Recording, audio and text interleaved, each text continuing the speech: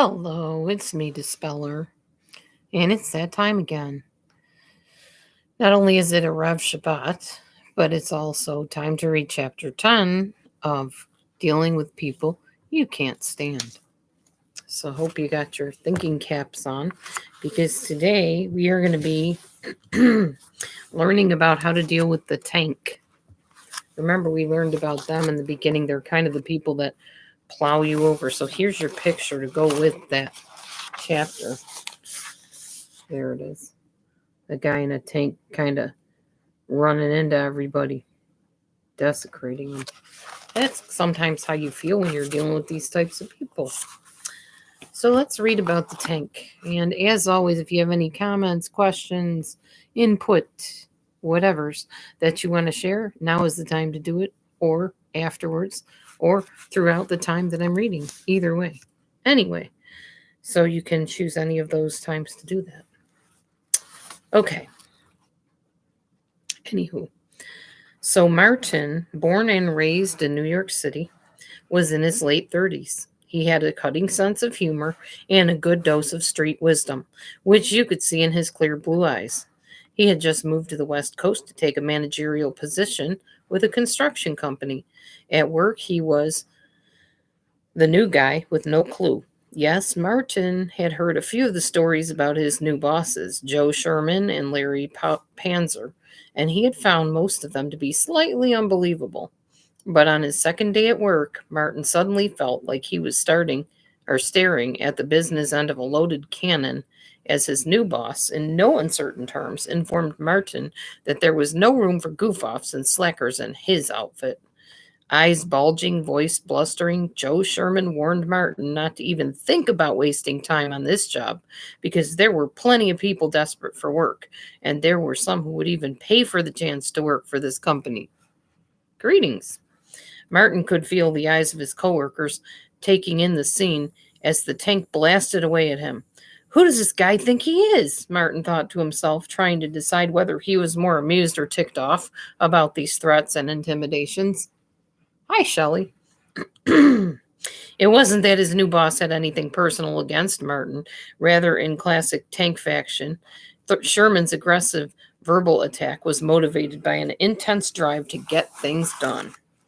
In his view, what had to happen wasn't happening. So he was asserting his control through aggression and a single-minded focus. Martin just happened to be in the line of fire.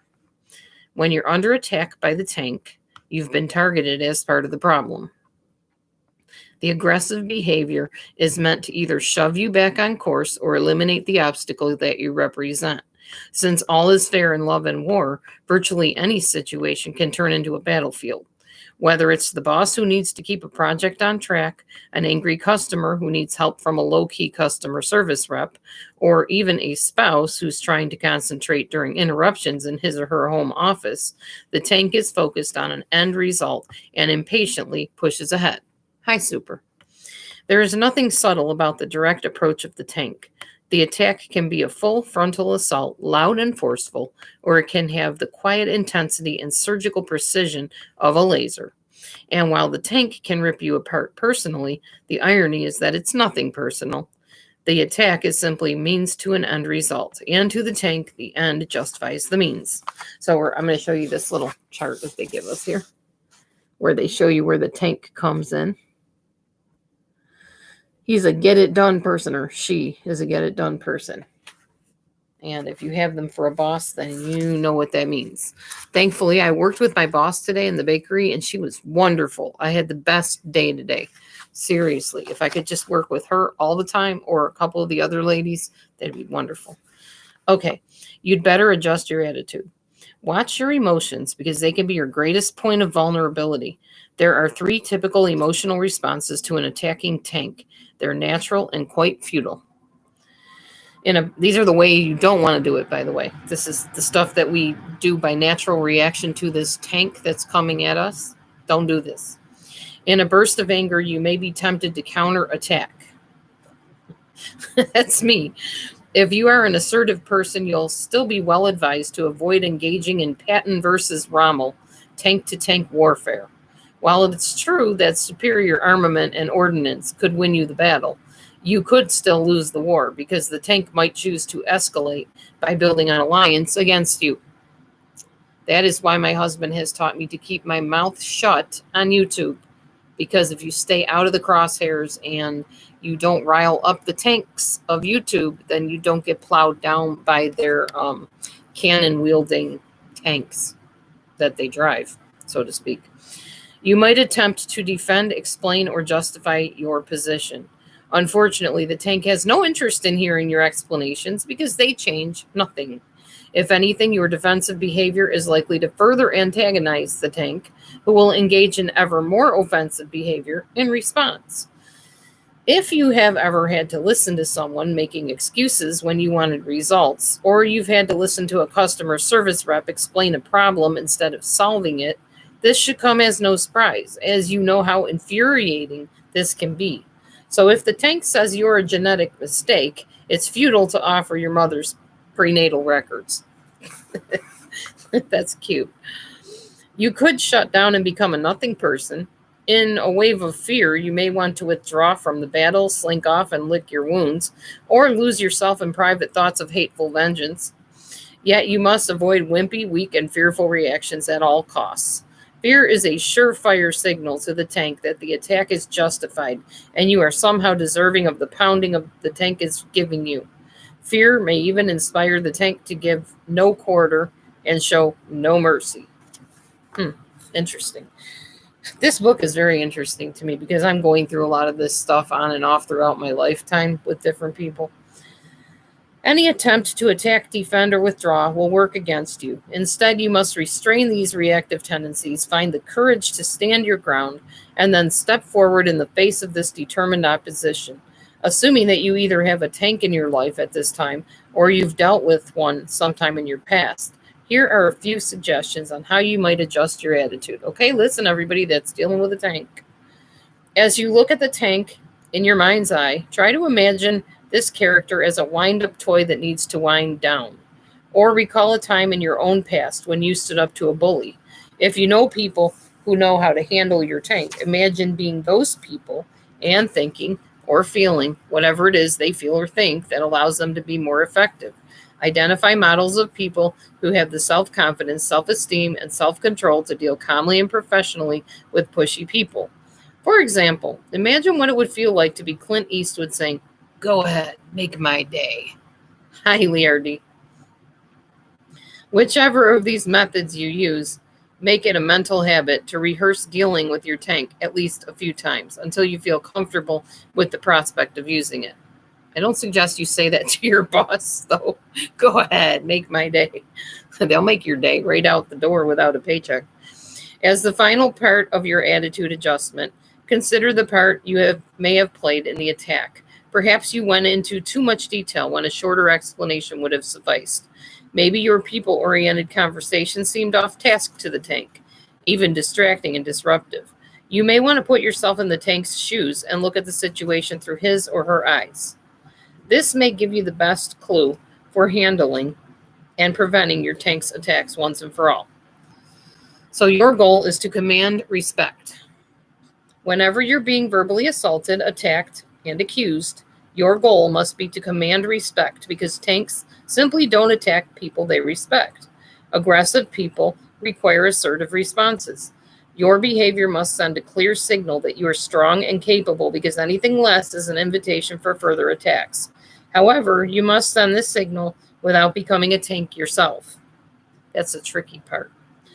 When you stand accused, your character is being tested.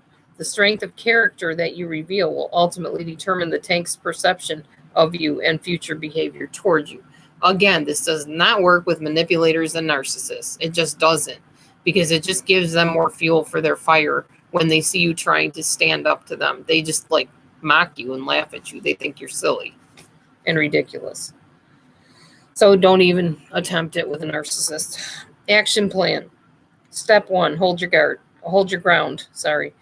The first step is to stay put and hold your ground, neither running away nor gearing for battle. Do not change your position, whether you happen to be standing, sitting, leaning, or making up your mind. You don't have to go on the offensive or the defensive. Instead, silently look the tank in the eyes and shift your attention to your breathing. Breathe slowly and deeply. Intentional breathing is a terrific way to regain your self-control.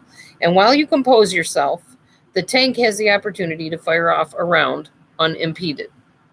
Interesting. So I'm going to give you an example of when I actually did this. So there was a pastor years ago in my church.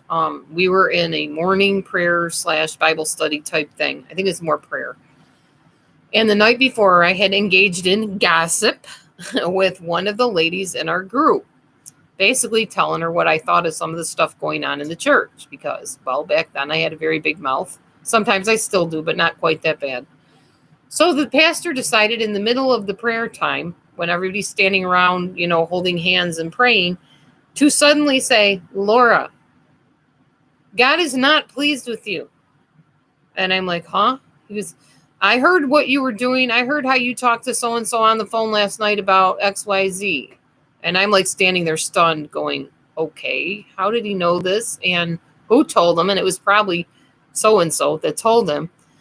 And he's like, you really need to get your act together. This is not godly behavior and you need to shape up.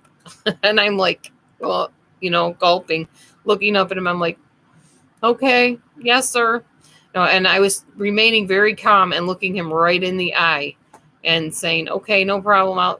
I'll straighten up. I'll do it right, whatever. I didn't cower to him. Like a lot of people would be very intimidated by him. But I knew that he actually had my best interest at heart. But he is very, very choleric. He puts the capital C in choleric. He is very goal-driven. This is how it is. This is what we're doing. This is how we're going to get it done. You're either coming with me or we're walking over you and getting it done anyway. That's how he is. And he's like that in everything in life, really.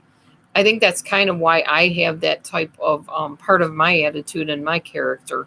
Is just like, let's just get it done. I don't have time to drag my feet and wait for other people to catch up, I'm trying to learn to temper that, though, and get more balance in that. I'm trying to be softer and, more heart, less drive. So anyway, that was my example for what it was worth. Okay. By the way, if you haven't already and you're watching this at a later day, please subscribe, hit the like button, which is the thumb up, share the video, and also ring the bell so you don't miss any future uploads, like any of them that I might put in any of these corners. Hope you don't miss them because these are getting pretty good. These readings are pretty good. Okay, let's continue on. Let's see. So, when Martin found himself under attack, he restrained his impulse to counterattack. Instead, he held his ground. He looked into his boss's eyes, kept breathing, and waited for the blasting to stop. When it did, Martin asked, is that everything? Apparently that wasn't all. The tank loaded up another round of abuse and fired it off. Martin held his temper in check, took a slow breath, and asked evenly, anything else? Why you?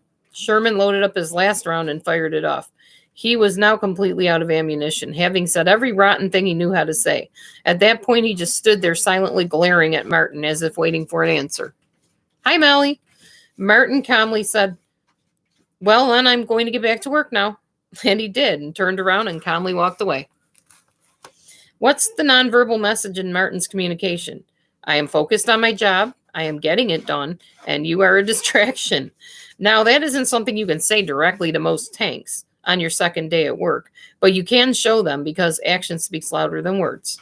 In some situations, drawing the line at step 1, going no further than self-control, is the best possible course of action. For example, if you're in the armed forces and your commanding officer is blasting away at you, maintaining your self-control can gain his respect. As Jim, a captain in the U.S. Navy, told us, frankly, fellas, if the admiral tells me I am a genetic mistake, the only thing I can say is, yes, sir. We agree. And the military power structure, being all that he can be in this type of situation, may mean nothing more than making eye contact and breathing through the attack. Man, I can't even imagine that. Aw, thank you. Oh, a yarmulke. It's like a little Jewish hat type thing. Kippah, yarmulke. Yeah, I guess it's different. Maybe there's different terms for it. Thanks, Dwayne Chapman. Yeah, thank you. Okay, hang on. I lost my place here. Okay. The situation you find yourself in when the attack begins can help you determine the most appropriate response. If the tank is your customer, then the customer is always right. If the tank is your spouse, you must follow through. If the tank is an unpredictable stranger, then take no chances, especially if you suspect the tank is crazy. Voting with your feet may be your best bet. If the tank is your boss, well, do you plan to continue in this line of work? Are there other people present? Timing can be everything.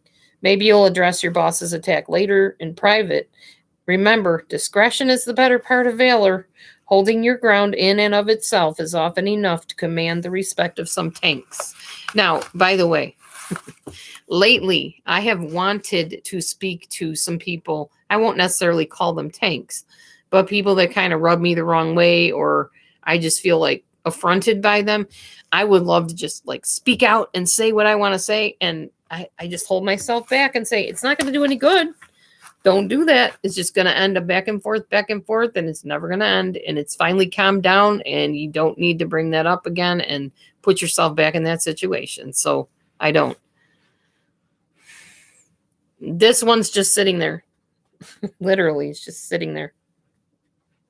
This is more like a little potholder type thing right now because I don't have an actual kippa. So I'm just using it. All right. However, there may be times when you will want to cross the line and take the next step in our strategy for dealing with an attacking tank. By the way, you can bobby pin them on too. I'm just setting this one here for now. Sometimes I wear the full veil type thing, and other times I just wear the kippa or yarmulke or whatever. I don't know what the difference is. I guess they're the same thing, just called something different. All right, so 2, interrupt the attack. The best way to interrupt people, whether they're yelling or not, is to evenly say their name over and over again until you have their full attention. First name, last name, title, whatever name you use for them in the normal course of your relationship. Yeah, via gravity. There you go. In the case of attacking tanks, it works best to say their name firmly, clearly, and repeatedly until they stop attacking. 5 or 6 repetitions should be enough to bring the most determined tank to a halt, although some tanks may attempt to override your voice by raising the volume of theirs. Nevertheless, persevere and continue to repeat their name until they come to a complete stop. Joe, Joe, Joe. Don't you interrupt me. I'm telling you. Joe, Joe. I said, don't you. Joe, Joe. I can't imagine doing that many times. Once you've begun this course of action, backing off may be worse than never having done anything at all. There's no need to try overpowering the tank. Your intent is to speak assertively, not aggressively, and to calmly persevere. Hi, Pebbles. Aggressive people actually like assertive people who stand up for themselves, as long as the assertiveness isn't perceived as an attack. Okay, hold on. Pop-up got in my way. Step 3, quickly backtrack their main point. Once you have a tank's attention, backtrack the main accusation. Backtracking sets a good example of listening with respect, and it conveys that you have heard the tank. This also saves the tank from having to repeat anything, and it sets the stage for the next step. But be quick about it. In the words of Dragnet Sergeant Friday, just the facts. Tanks are geared up for action, and they want these situations to be over with as badly as you do. Since tanks are speaking and thinking at a rapid pace, you can blend by speeding things up. You know, I understand that there's no room in this outfit for goofing off or wasting time. Step 4, aim for the bottom line and fire. The bottom line varies according to your situation, but it usually is about 2 sentences long. The attention span of a tank is extremely short, so you have to cut to the chase as fast as you can. Hugs. Preface your bottom line with your own ownership of it by saying, from my point of view, or the way I see it, this prevents your shot at the bottom line from restarting the war. What you say after that depends on your situation. For example, the boss confronts you at the office, demanding to know, why isn't that project finished yet? You've worked on it for 2 weeks and you're already a month behind. You reply, Boss, I understand that you think the project ought to be finished already. Blending by backtracking. From my point of view, the time I'm investing in it now will save time and money in the future. Bottom line. Or in a completely different case, when under attack, your bottom line may be, Mary, interrupt. I hear that you're having a problem with the way this is being done. Backtrack. But I am not willing to discuss it if this is how you're going to talk to me. Bottom line. When you are ready to speak to me with respect, I'll take all the time you want to discuss this. Redirecting to the future. By the way, you know somebody that's really good at all these techniques that I've seen so far in dealing with tanks? Jeff. He's really good at dealing with people that a lot of people would just like to scream back and forth at. He's very diplomatic, very bottom line, to the point, blah, blah, blah. Even interrupts a little bit, but not in a rude way. So, bravo, Jeff. I'm learning from you. In customer service situations, that was not flattery, by the way. That was shameless promotion for your channel and you. In customer service situations, you'll want to clearly establish that you and the customer are actually on the same side. I understand that our service hasn't satisfied you. Your satisfaction is our goal. So that I may help you quickly, I'll need some information and you can help me to help you by answering a few questions. So we did some backtracking and we did bottom line. I actually had this experience today. Somebody ordered something from the bakery. It was the first time I ever answered the phone and took an order or answered it for anybody giving an order. She was not happy that her item had not arrived yet. It was supposed to arrive at noon. It did not get there. Where the heck is her item? And she sounded very irritated. Now, me, Laura, DelusionDispeller, whatever, has had 20 plus years of telemarketing experience. So even though I was not trained as a bakery phone answerer person, I know how to de-escalate people. So I'm like, oh my gosh, I'm so sorry that you said it was due at noon. Yes, and I haven't gotten it yet, and I just want to know when it's getting here. I said, I'll be happy to find out that for you, ma'am. I actually don't work in that department, but I'll go and find somebody that does. So I went and found somebody that did. And they told me to wait for so-and-so that comes back in a minute because she stepped away. And I got on the phone. I said, ma'am, I'll be happy to help you with this as soon as I can get the right person to you because it's not my department, like I said, but I understand your frustration at not having your cake on time. So she'll be here in just a moment if you don't mind holding, or I can have her call you back if you want to have me take a message. And of course, she wanted the message taken. So I wrote down so-and-so's name, number, the situation, then so-and-so got back and I said, you have a phone call to make to this customer. She said her cake was due at noon and she would like to know where it is. So she said, I don't know what's going on. I thought they delivered that already and they were already on their way to deliver it. So she took the phone call, called the lady back and no harm done. The lady understood. Everything worked out. Yay me. I did a good phone call. So I was happy about that. But yeah, she was clearly upset. She wanted that. It apparently was somebody's birthday or whatever, you know. It was important that she had it on time. I get it. So I de-escalated her. All in a day's work. It's a difficult job, but somebody has to do it. I'm just playing. Anyway. So note that stating, so I may help you quickly, points out that you and the customer are on the same side. Yes, you want to build that camaraderie with them. You want to empathize with them. I understand you're upset. I don't blame you. I would be upset too. Then when you say by answering a few questions, you're offering the tank some control over the interaction. Well, I didn't say I'm going to ask you a few questions or I want to ask you questions. I asked the question. I said, you know, so when was that due? And she said noon. And I said, okay, can you hold on a minute? She said, yes. She did. I asked her, I gave her options. You can either, I can go and get somebody, you can wait for them, or I can have them call you back. 2 options, basically. So getting results is all that matters to tank customers. By backtracking, you show that you understand that they want help. And by redirecting with intent, you show that you are on the same side. In this case, you can also redirect with a question. Do you mind if I ask you some questions? Yeah, I'm not going to do that. Not my place to do that yet because I'm not trained in that department. Okay, step 5. Peace with honor. Never close the door in the tank's face. If you do, that action may be taken as a challenge and the tank will crash through it. My husband can be a tank at times. I've tried that whole closing the door in the face thing. It does not work well. They will pursue you. Let me tell you right now. Tanks are called tanks for a reason. Whether you want to see them as the big machine that drives or you want to see them at the helm of the steering wheel driving the big machine, they will plow through the door if you shut the door in their face. It's just a challenge. Woo! Great. They shut the door. Now I'm really going after them. Yeah. Okay. It says they'll see it, take it as a challenge, and the tank will crash through it.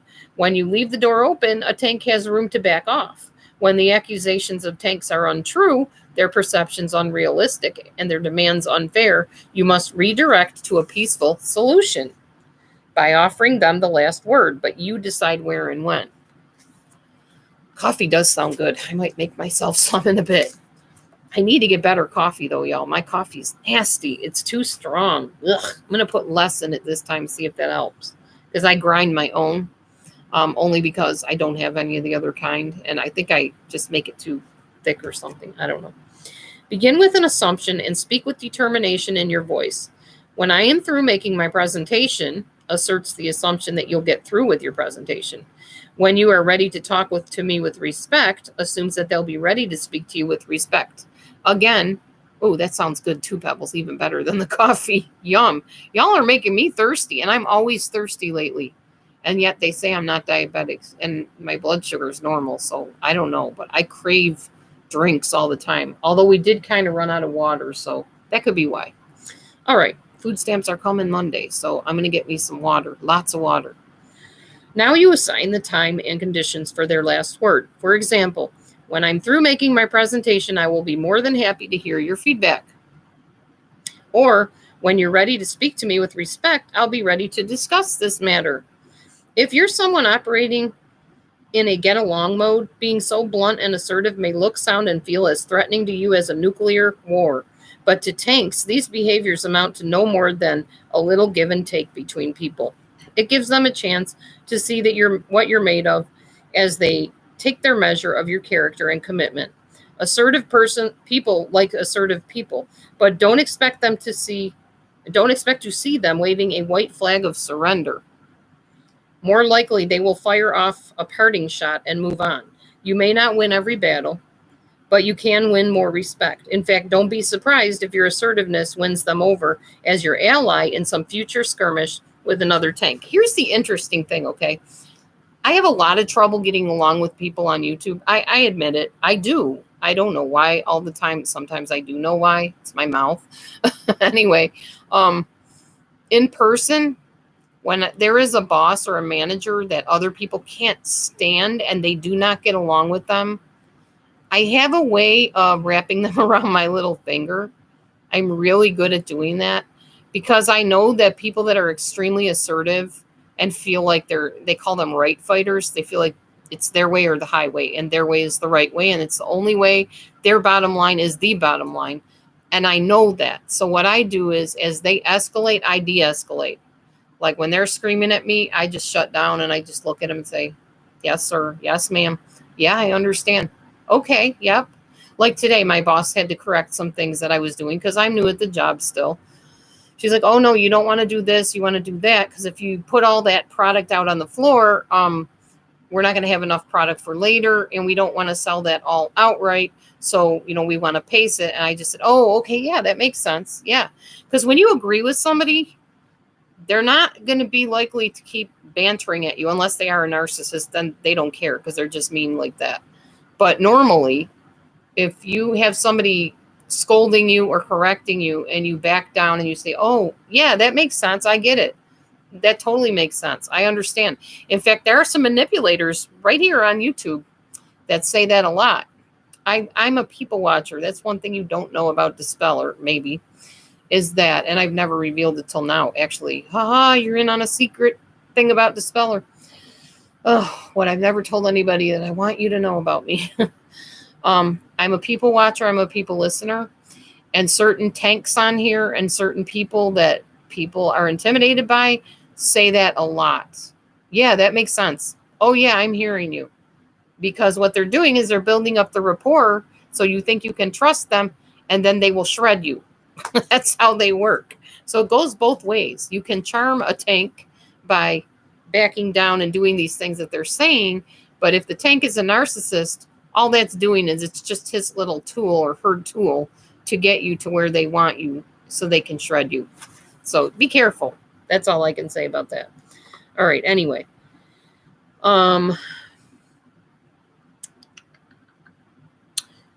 Okay. Now you will assign the time and conditions for their last word. For example, oh, did I read that already? Yeah, I'm sorry, I already read that. If you are someone operating in a get along mode, being so blunt and assertive may look, sound, and feel as threatening to you as a nuclear war. I already read that too. I'm sorry, I keep backtracking. Ugh, getting old. There you go, Jeff. Yes. What if the tank's accusations are true and you are in the wrong? All of the preceding suggestions assume that the tank is wrong about you. But what if the tank is right on target? What if you were wasting time, money, or energy on unfocused and inappropriate activities? If ever a tank's accusations are true about you, then a simple 3-step strategy will suffice to solve your problem. The fastest way to end the shooting is to take these steps. Here they are. Step 1, admit to your mistake, like I told you I do. Step 2, state briefly what you've learned from your experience. Step 3, state what you will do differently in the future to prevent it from happening again. Now, again, if you are dealing with a narcissist and you have parted ways with them, like I did with Becky back in the day, it doesn't matter if you do these steps or not. You need to be done and just done, complete. Not, oh, I'm doing these steps to win them over. No, you're doing those steps to get them backed down off of you and not to keep going back for more. You don't want to do that. All right. Step 3 is crucial. Many people have successfully done steps 1 and 2 only to be frustrated by a continued attack. But consider this from a tank's point of view. If the tank is concerned that the unfocused activity may happen again in the future, the attack may resume based on the fear of a repeat of performance. Your assurance that the lesson is learned is essential to bringing the attack to a halt. But once you've given your assurance, then stop talking about it. Tanks don't require and cannot tolerate sniveling and groveling. It takes courage to admit a mistake and to learn from it. So stand tall, soldier. So if you don't know already, I am a bit of a tank at times. I have been a bit of a tank at times. I don't deal well with sniveling and groveling. What I do deal well with is somebody pouring their heart out, telling me their problem, and then us working through a goal-setting experience to get them out of that rut. If it's just somebody that wants to constantly whine about their situation and do nothing about it, I'm not your guy. That would be somebody... like Dana, for instance. Dana has a heart of a cherubim. I mean, she is amazing with what she can tolerate and the empathy levels she has. And she blows me away. I don't have any of that. I don't even have a compass to understand any of that. I'm a coach. I'm not a counselor. If I do anything, if I would have to classify myself, I'm more of a coach type personality is what I'm saying. So, yeah. All right. No, nobody has seen your bestie. Okay. She hasn't been in here, so I haven't seen her for sure. Okay. Tanks don't require and cannot. I already read that. Sorry. Okay. So, Sherman and Panzer Incorporated. It had been only 1 year since Martin first took the managerial job with Sherman and Panzer Incorporated, and he had already been promoted to second in command. His rapid rise through the ranks could be attributed to 2 factors. Martin had exceptional people skills, and the company had an unusually high rate of attrition in the ranks of management. The latter could be attributed to the 2 owners of the company who were firm believers in management by harassment, or the seagull system of management. If something went wrong, the owners would fly in, make a lot of noise, and dump all over everyone. Wow. This does not sound appropriate. It sounds like an insult. So you, whoever you are not welcome in my room. Okay. Huh. In the brief time that Martin had been with the company, he had received more than his share of abuse, though of a lesser intensity than in the beginning. But he had noticed that there was still enough to go around, and then some. One day, Martin decided he'd had enough and that something had to change, or that he'd change the situation by leaving it. He resolved to cross the mental Meganote line, defy the bunker mentality, and confront the owners. I don't know what a Meganote line is. Oh, that's not good. Well, I dealt with them. They're hidden. No worries. Oh, hold on. Okay. He called a meeting with his bosses, Joe Sherman and Larry Panzer. He began by saying, "Productivity is my goal in this job," blending with what he believed to be their intent. "But we've got a serious morale problem that's affecting productivity." By aiming his remarks at productivity, Martin got their attention. Yeah, you never want to aim at a person. You want to look at the behavior. But if you're dealing with a narcissist, even talking about their behavior will set them off. So keep that in mind. Larry sneered, "Oh yeah, and what morale problem is that?" To which Martin replied, "From my point of view, it's you guys. You come onto job sites, fly off the handle without just cause at whoever crosses your path, and demoralize the crew. You hire me to manage these people, but then you curse at me in front of them and circumvent my authority. You fire people at random, and you don't know what you're doing because you fire the good ones and keep the bad ones. It demoralizes the crews. I can't get anybody to do quality work because of it. People are engaging in sabotage and theft to get even with you guys. Now, I know this is your company," blending by acknowledging their point of view, "and you can run it any way you want," blending. "You can fire me right now if you don't like what I'm saying," blending with what they were thinking. "You want profits," blending, "but you're not getting them." Here was the redirect. Oh, thank you, Melly. I like it too. "Now, if you want to see what's really possible around here, I will show you, but you need to back off for a while. Give me 2 months. You don't show up at job sites unless you're willing to be cordial. If you have a problem with anyone or anything, you come to me first and let me handle it. And when you come to me, you treat me with respect. If you call me up and start cursing, I will hang up on you, or else I will leave today. It's your decision. What do you want to do?" He gave them the choice, blending with their need for control. I'm going to tell you a little quick story, okay? Oh, okay. Enjoy your dinner, Pebbles. Thanks for coming in. Can always catch the rest if you want later on. Okay, so back when I was a life coach, there was a lady who actually got me started in life coaching. She used to send me money for life coaching, quite a bit of money, actually, like we're talking hundreds, okay? This was back when I started on YouTube, way back in the day. Anyhow, she would call me up without taking her bipolar medicine. And I told her, we'll call her Olivia, okay? Olivia, you cannot do this because when you call me up and you haven't taken your meds, you're mean, you're nasty, you say cutting things and it hurts my feelings and I don't deserve to be disrespected. Do I really do that? I said, yeah, you really do. You need to be taking your medicine. And she's like, well, okay. Well, so next time, same thing happened again and again and again. And I finally said, okay, look, this is how it's going to be. I'm going to set a boundary for you. I want to help you. I want to work with you. I feel like we're making progress. I feel like you're doing great. But I cannot be on the receiving end of your vitriol all the time. So when you call me, you need to make sure you take your meds first, and then we will talk about whatever you want to talk about. But if you call me up and you start cussing at me and tearing me down, I will hang up on you. So just like they said here. Sure enough, next time she calls, hadn't taken her medicine, and I could tell she hadn't just by the way she was coming at me. I said, Olivia, have you taken your medicine? Well, no, I kind of forgot. I said, I'm sorry, goodbye. Hung up. She calls me back, blows up my phone for a while if I can recall. Finally, I answer the phone. I told you what my boundary was. You agreed to it. I'm serious and I'm firm on that. She's like, well, fine. You'll wish you never knew me. You'll wish you never met me. And I'm sorry I ever donated and helped you out and paid you. It wasn't a donation. I'm sorry I ever paid you at 1 cent. You're not worth my time. You're a waste of whatever. I don't know. She just blasted me all over the place. And I'm going to make the rest of your life a living nightmare. You'll be sorry you ever met me. So It's very possible some of the websites that have gone up, some of the information that has traveled around the internet has come from this person that I coached because I put my foot down and I stuck to it. A lot of people will threaten and not follow through.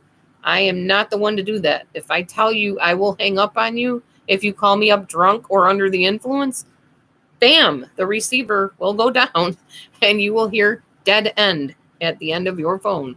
So dead noise, just letting you know. So yeah, I did do that. That is exactly how I handled it. It didn't go well for me because this person had other issues I didn't know about. Now, had that been somebody diplomatic who really wanted help, who really felt that I was beneficial to their help or whatever, or who could gain control, of their faculties and keep taking their meds, then we would have gotten somewhere more. But, oh well, I did help them get away from a couple narcissists. So I can, I guess, put that on the notch of my belt or whatever you want to call it. Or whatever. Okay, so the two owners looked at each other for a moment, their faces showing shock and surprise, then stood up, waved Martin off, and said, okay, 2 months. Then they walked out of the room, and when they were just out of earshot, Joe said to Larry, "Phew, I didn't know that SOB had it in him." A few weeks later, Joe and Larry called Martin into a meeting and gestured for him to have a seat. He did so, and they stood there looking down at him for several seconds. Then they pulled up chairs of their own, and Joe said confidentially, "Martin, we didn't tell you this when we hired you, but we were thinking about selling this business so we could move to Florida. Now we're thinking about staying in it how would you like to buy in, become a partner, and run New York when we go to Florida?" Oh, nice. Hi, Miller. Yes, there's people in here. That's generally part of a chat room. Okay. What happened? More often than not, tanks respect people who speak up for themselves. Martin had shown guts and determination. Joe and Larry knew they could rest easy in Florida if Martin was in charge of New York, because he wouldn't take any nonsense from anyone. And without skipping a beat, Martin happily took the deal. So Martin got himself a new job. There's only a tiny bit more left to read of this chapter. This is a really good chapter, though. The gentle confrontation. It was one of those days in the life of frequent flyers where anything that can go wrong does go wrong. Planes didn't work, replacement parts that were to arrive in 10 minutes came hours later, and the planes had to take a number just to take off. Upon arrival, many of the passengers could not locate their luggage among the living. A long line formed at the lost baggage counter. That place people love to hate. I've been there. You guys been at the baggage counter? You know what they're talking about, especially when your luggage isn't on it. One guy in the line kept muttering as he waited, with an occasional antagonistic comment to the weary passengers in front of and behind him. When it was finally his turn to go through the lost luggage claim ticket ritual, he decided to make the woman at the baggage claim pay personally for the injustice being perpetrated on him by her airline. Hi, Nikki. Maybe she was trained in exceptional customer service, or maybe she was a natural, but considering the circumstances, she was incredible. She let him vent, she backtracked, she reassured, she even agreed. But no matter what she did, or how many times she did it, he continued to treat her as if she had personally and purposely mislabeled his bags. Finally, with incredible grace and patience, she set her pen down, looked him right in the eye, and he glared back. Then, after a long pause, she calmly and sincerely said, "Sir, there are only 2 people standing at this counter who could possibly care about the future of your luggage." She paused to let that sink in.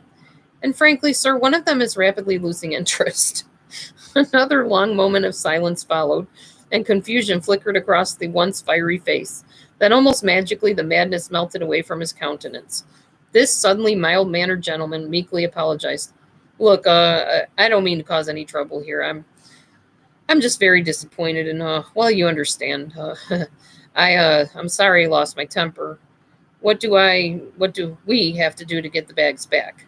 And just like that, he became her ally instead of making her his enemy. Let's examine what happened here. When she said, "Sir, there are only 2 people standing at this counter who could possibly care about the future of your luggage," she was blending with the tank's intent. She lets him know that she knows what's important to him, and at the same time tells him that this is her intent too.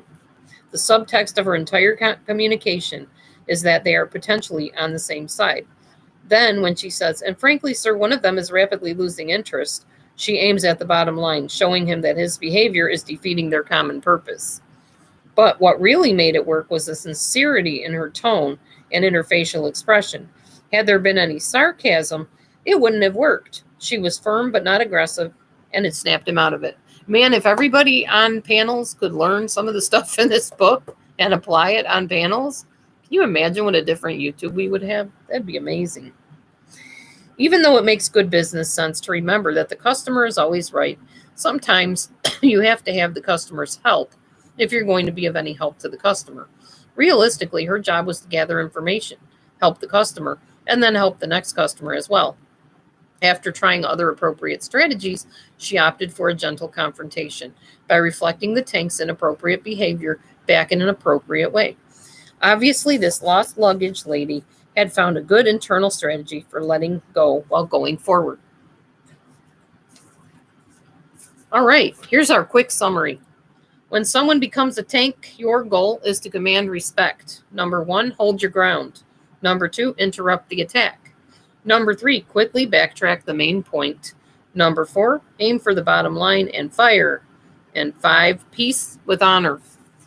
The next chapter we will be reading and learning about is this one, the sniper. Shows some people at a table.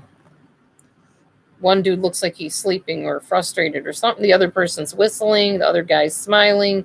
And then 2 people are chit-chatting. Nobody's really focused on what's going on there. I'm not really sure why. So we'll learn about that next time. Anyhow, does anybody have any input, output, takeaways, opinions to share on this chapter? Or whatever you have to share? Anybody at all? Oh, I know, Miller. We can block people we don't like, but I'm talking about like even on panels.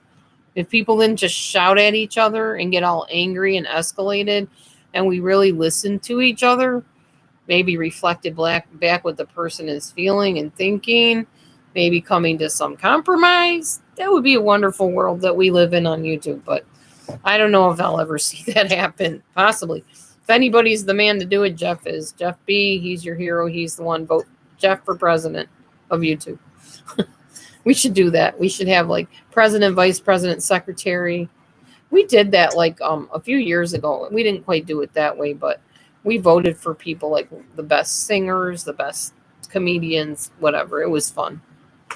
We need to get back to fun on YouTube, y'all. We really do. I wonder if Pink Lady Luck started doing her impersonations or whatever you call them. Parodies, I guess. Anyhow, that's all I have to say on that topic. It was a lot to digest. I'll probably take a while to digest it.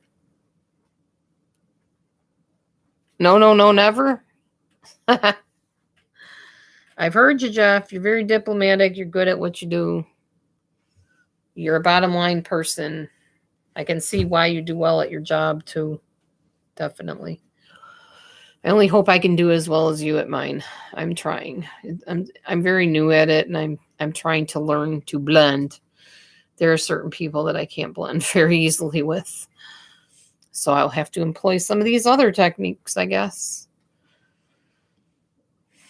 Okay, well, feel free to share, ask questions, whatever. I don't care. Whatever topic you want. It really doesn't matter to me. It's Friday night. Pretty much anything goes tonight.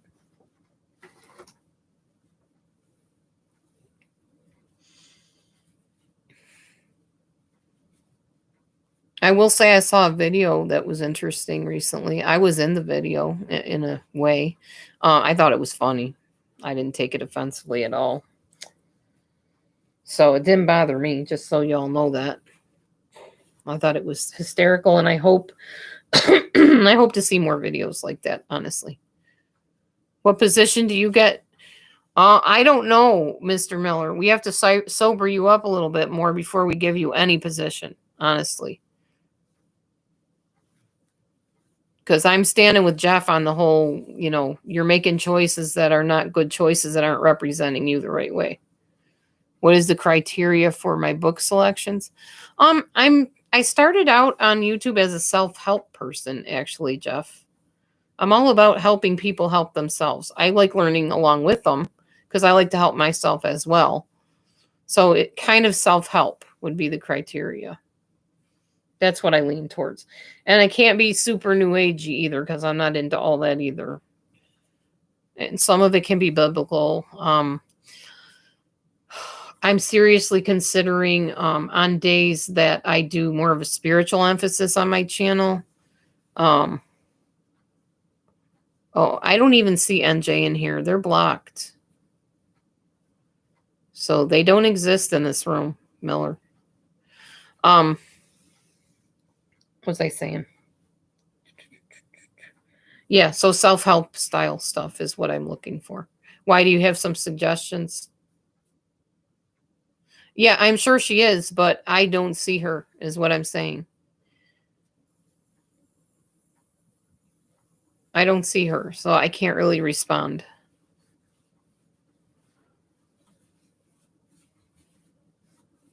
I'm sure whatever's being said is not very nice anyway, because that's typical of NJ. So I encourage you to do exactly what you told me, Miller. Block. I know you can see them. I can't, because they're blocked. Hold on a minute. I have an idea.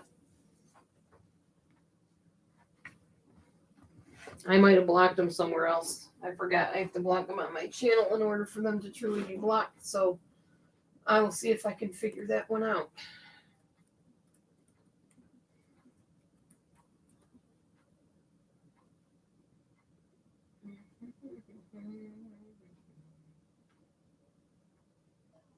Guys, stop. Guess I have to let that play to get to it.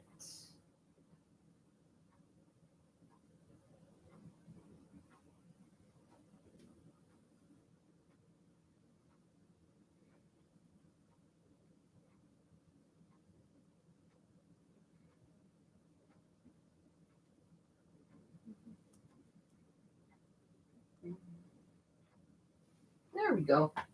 I think that did it. Hopefully. Okay. No. Oh my gosh, I hit the wrong person. Hang on, Jeff. Oh my gosh. Sorry about that. Miller, it's not about being a lesser human. It's about being lesser coherent and able to have discussions with people with your full self. That's what it's about. Why is this not working? What the heck?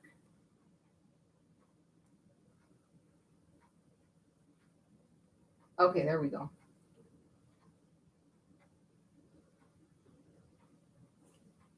All right.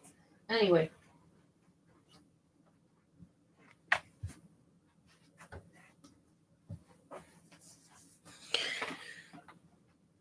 Miller, I've always been the type of person that if somebody's going to have a conversation with me, I'm giving them the best of myself and the fullest of myself. So if you are under the influence of any type of drug, which alcohol is a drug, then there's no talking to you in a logical, legible way. And that's not fair. That's a lopsided conversation. So no, I would not put you in any office or in charge of anything until you got that under control. That's the answer to that question. Does it make you a lesser human? No, of course not. My friend Sarah was not a lesser human because she drank. But she was a jerk when she drank because she was mean and nasty and rotten. But she wasn't a lesser human. In fact, she worked with the very children that I worked with as a paraeducator. Yeah, I kind of figured that, Miller. I've learned that seems to be the thing. And the problem is, Miller, since I don't do that kind of stuff and never did, not to that extent, I don't recognize it. So I don't always know when people are under the influence. But if somebody tells me they are, and with you, you can tell you are. There's not like an arguing that, oh, no, he's not. Yes, he is. No, you can tell. You're a whole different personality when you're under influence. I mean, yeah, you let your hair down, you're goofy and you act silly, but you also act ridiculous too. So it doesn't present you in a good light. I'm sorry. It just doesn't, in my opinion. In my humble opinion. I still like you as a person, but I prefer you sober, not drunk. I can't relate to that. And I prefer other people not drugged or drunk. I know ever since marijuana was made legal, everybody thinks it's just so cool to do it. I think down the line, people are going to find out that there actually are problems from it, like health problems and stuff.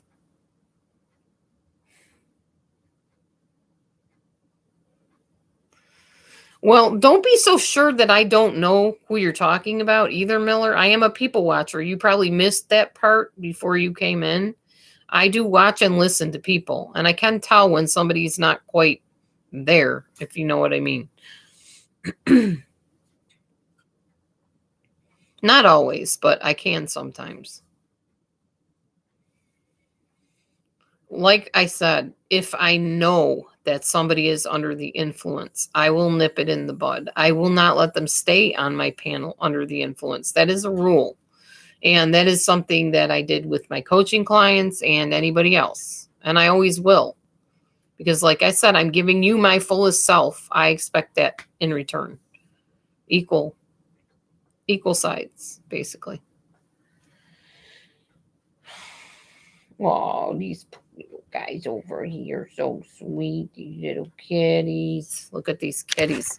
Nobody can be a tank looking at that. Look at these babies over here.